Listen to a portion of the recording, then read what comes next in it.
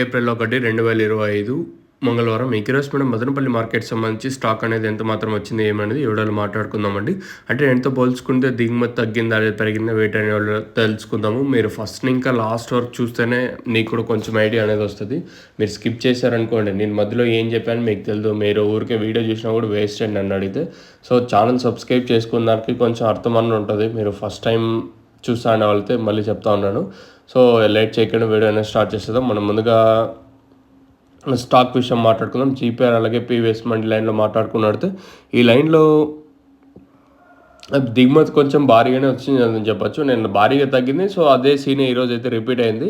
ఏదైతే నిన్న భారీగా తగ్గింది అదేవిధంగా ఈరోజు భారీగా పెరిగింది. ఈ లైన్ మొత్తం తీసుకుంటే దిగుమతులు అన్ని మండీలుగా వచ్చాయి. ఈరోజు వచ్చేసి ఓవరాల్గా లైన్ మొత్తం తీసుకుంటే కొంచెం భారీగానే అని చెప్పొచ్చు. అలాగే టీవీఎస్ మండి లైన్ మొత్తం మాట్లాడుకున్నా కూడా సో దిగుమతి కొంచెం భారీగానే వచ్చిందని చెప్పొచ్చు. భారీగా అంటే లైన్ మొత్తం నిండిపోయింది ఈరోజు వచ్చేసి. సో ఈ పక్క ఆ పక్క మొత్తం మాట్లాడుకుంటే దిగుమతి అయితే పెరిగింది.